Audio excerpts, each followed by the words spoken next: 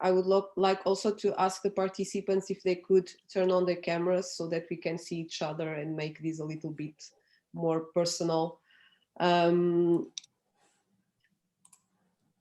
So first of all, we had a question here on the chat window from Anna Rath, I think, from the Orphanet Interim, and Anna was asking about questions related with anonymization. Anna is from the Cross eHealth project, actually a project which is, from what we know, is being coordinated by SPMS in Portugal. And I don't know if Anna is still on the line, but even though I think that the question is valid, and she is referring how does our student anonymization system relate to the EU PID. So I would like to probably direct this question to Erwin, if you could comment a bit on this, although I think that you have already provided some feedback to Anna on the chat window, but maybe you can add some considerations here. Yes, of course. Maria, can you stop the presentation, the screen presentation, so we can go to gallery view? Sure. Thank you. So now we can go to gallery view. Yes, so certainly this is a very important topic that what we are developing here, what is hopefully going to be viewed helpful for citizens by citizens, is interoperable. And sort of the pseudonymization is an important topic for many initiatives in Europe and beyond, obviously, and having a unified approach to making pseudonyms linkable, for citizens in the sense that it allows them to participate in multiple research frameworks. And there's one coordinated effort where their identity is protected, but also can be linked with multiple pseudonyms. This is important. And I've commented and responded to Anna already, that as we are developing sort of currently the architecture for the Trust Center in our overall architecture, I apologize, I have, I'll be quick. As we are developing this, we'll reach out and sort of we certainly want to be interoperable with UPID and these initiatives. Anna has framed it from the context of the Rare Disease Network. I think it's very, very important. This is something that it's the right time to consider these issues, and we will be interoperable. And I'll reach out to Anna. She's provided me her direct contact, and we'll continue that conversation one-on-one.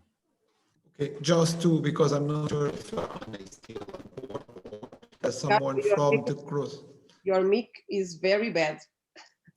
Okay, I will speak slowly, but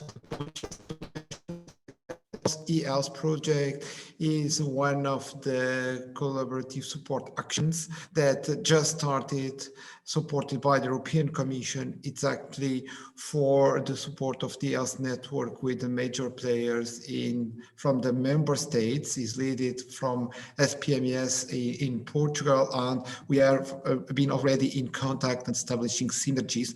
And for sure, this question and this response for Erwin is very much relevant and will be a part of our potential collaborations. So thank you. Thank you, Ricardo. We also have a couple of questions from Catarina Reis. Catarina asks us about if data can be re-identified from anonymized data, and also that some benefits were listed of using patient data, but what could go wrong and what could be the impact if something goes wrong. As it relates to anonymized data, I will redirect again to Erwin on this matter. If any of the panel members want to direct something else, please feel free. But Erwin, if you could once again jump in here. I'm sorry, I was just the connection for the last statement that you made was totally I was locked out and I had to log back in. Okay. So I was just don't know what you're asking. Okay. No, I think perhaps.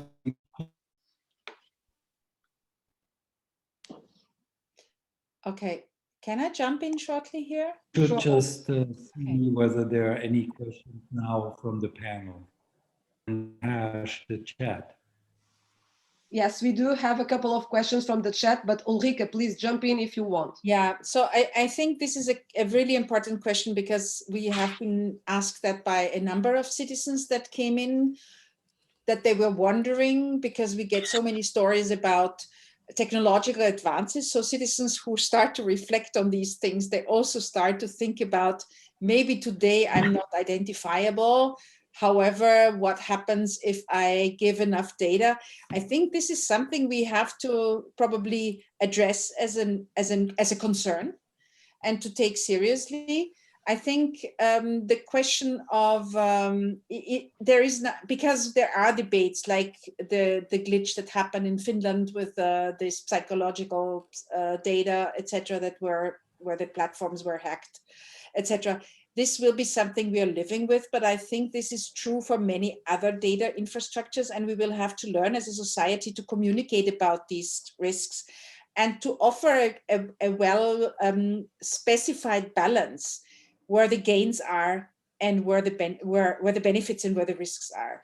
I think we need a very well spelled out benefit risk discussion in that sense, and to communicate that in a very open manner in order to create this trust relationship that is a basis for people to be ready to donate data. And we see that this is particularly important for a project like Smart4Health, because under many circumstances in the health area, people encounter a health professional and they donate data in this relationship between the medical doctor and the patient. Now here we have this case that the patient decides him or herself within this platform to donate data. So we really need at this interface to have a very good communication also going on, where questions can be asked and other things, in order to assure people that this is a choice that they might want to take. And I think this becomes even more important when we go, if you want, so digital, also when it comes to the asking for data and donating data, which is new actually, because most of the data donation things have happened in interhuman relationship or by wearables that we decide to wear, like watches that we donate our data to Nokias and Sonys and whatever they call of this world. But we think these are not important health data very often. But of course, we know by now that everything is a health data or can be made in a health data. And I think that is something that we gradually realize. We had an important lawsuit in Austria because they collected data in restaurants for COVID reasons. And the Superior Court has said they are not allowed to do that because they collected as health data, because they only collected to inform people about a medical condition that has happened in their environment. And so these data are health data and they cannot simply collect them. So we learned now in a public debate that all kinds of data are health data. And I think we need to bring this discussion also in and around to make it a successful project that allows people to actually calmly give their data. I think this is a really important aspect to consider. But Erwin, you surely know more about the technical side of that. Unfortunately, I think Erwin is experiencing also some connection problems. So far, the security of this digital world. Not easy today. But then again, we have another question from Stefan Schuck, asking about our plans to interact with other healthcare systems in Europe, as well as to interact with the upcoming EPA legislation in Germany.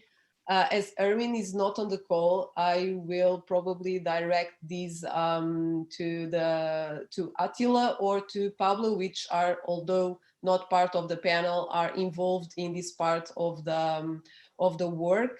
In any case, I could comment that in the aspects of interacting with other healthcare systems in Europe, we have been establishing also connections to SPMS. to try to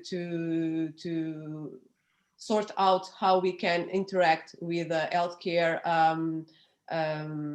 system in Portugal, and also doing the same for Italian case. So as we have also the case of the hospital in Milan, Hospital San Rafael, we are also studying the possibility to interface with the Italian healthcare system. I don't know if you, Pablo or Attila, you want to add something here, as we don't have Erwin on the line at the moment. Yeah, Pablo Guerrero here. Yeah, okay, Pablo, go ahead. Oh, okay. No, Attila, I think you can better express this. Yeah, so thank you for the question.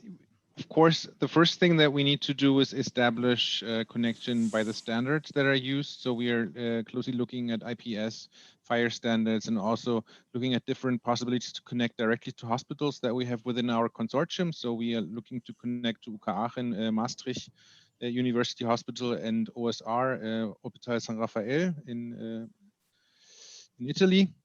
And the next step, and this is something that we already started, is the interaction with the national contact points. We are in interaction with the Gematik, and also look at the Mid-May in the Netherlands. And Maria also mentioned other initiatives that we are closely screening now and getting in contact to really scale this up on national level so that we can connect to the existing infrastructures that are already there. Okay, Attila, if you allow me, so as project coordinator, I can also just second what was mentioned here, and to say that this is absolutely the part of the concept of the project, to be absolutely interoperable also with the European Health Network, and already the contacts have been ongoing and established, and the platform is already in development phase. But the standardization and the interface with the network is also part of the purpose. We are running out of time, so probably, Maria, if you can look for any other question. I think that we covered pretty much the questions that we received in the chat. Of course, you are more than welcome to connect and to send us an email if you want to see any other issue better detailed or better addressed. We are open to your comments and feedback. Thank you very much. I would like to just to finalize to say that although we experienced many connection and sound issues, I think that the session was helpful for passing the message on what we have been doing, on what is our positioning towards citizen-centered health and well-being data. I hope that you had that impression too, and we will keep in touch and provide you with additional material. Also, all the presentations will be made available, as well as the main highlights of the session for everybody to be aware of them. And for this, I will close the session. Thank you very much. And we will keep you posted and see you in the next future, hopefully face-to-face. Thank you, Maria. Thank you very much, Maria. Thank you very much. Thank you. Thanks all. Stay healthy. Thank you. Bye-bye, guys. Thank you. Bye. Bye. Bye-bye. Bye.